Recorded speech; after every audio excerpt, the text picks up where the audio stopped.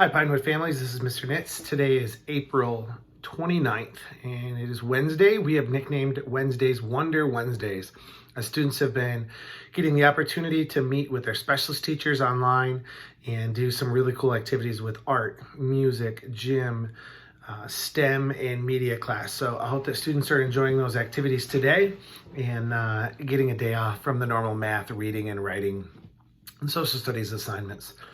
Yesterday, the math assignment was supposed to be turned in. We had about 50% of students turn that work in. So if you did that work, please make sure that it's submitted via a picture. That could be sent through Schoology or Remind or whatever works for you.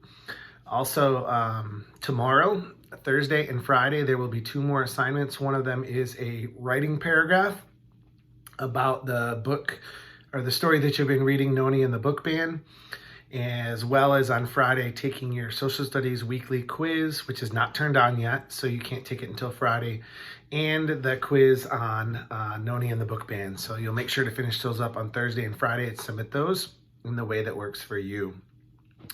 I want to announce something new that's going to be starting next week with our online school, and that is that we are going to be reading the book Tuck Everlasting together as a class. I'm going to be reading a chapter or 2 every day on my daily YouTube video, as well as I'd like students to follow along with me. So there's a couple of ways that you can follow along with me. The first way is by picking up a copy of Tuck Everlasting at Pinewood. Some of you who have picked up paper packets know that all those paper packets are inside of that big cabinet that I have. We've nicknamed the fridge that is in the Pinewood lobby.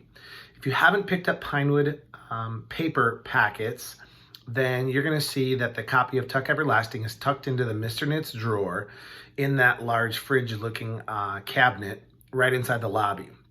You don't even need to go inside of Pinewood. You just need to open the door right there by the lobby in that little glass enclosed atrium, and you'll see where you can get a copy of that book in the Mr. Nitz drawer. Another way would be if you had your own copy or you ordered one on Amazon or something like that. I would love for every student to be able to hold a copy of the book while I'm reading it so they can follow along like we did on Hatchet last month.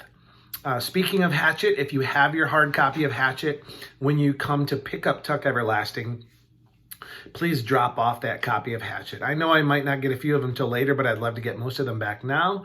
Trade me a copy of Hatchet for your copy of Tuck Everlasting. Those copies of Tuck will be there starting tomorrow on Thursday. You can pick it up on Thursday or Friday.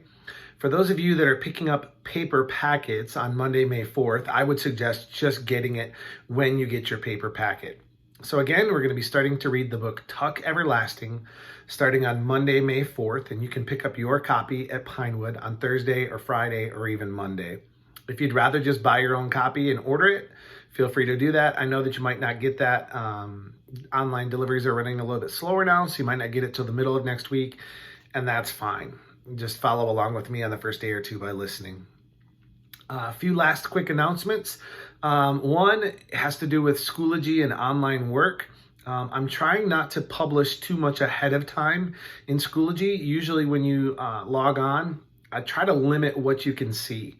You may have noticed that yesterday I deleted or unpublished all of last week's work. And I usually will publish something the day before it's going to be assigned. So right now, if you log on, you can see Monday's work and yesterday's work Tuesday. And just now today, I'm going to publish tomorrow's work, which is Thursday. On Thursday, I'll publish Friday's work and so on. But I also know that on Raz Kids, I kind of need to set up the whole week, especially for an ongoing activity like this week. Don't get ahead of yourself. I know sometimes it's tempting to say like, well, I finished this stuff fast and early, I'll do tomorrow's work too. We have it paced for you to where you're going to be doing everything on different days. That means revisiting and practicing it. We'd like you to stick with that pacing if at all possible. I understand if you miss a day that you might need to go backwards and make up a day. That's one thing, but try not to go too far ahead. Last, I'm excited to announce that tonight we'll be on Zoom at 7 o'clock. There is the meeting code and the password are in a remind. So students, if you're watching this and your parent gets the remind, you can ask them for that phone number looking Zoom code meeting, and then the password to log on to there as well. So please join us tonight at 7 o'clock for Zoom.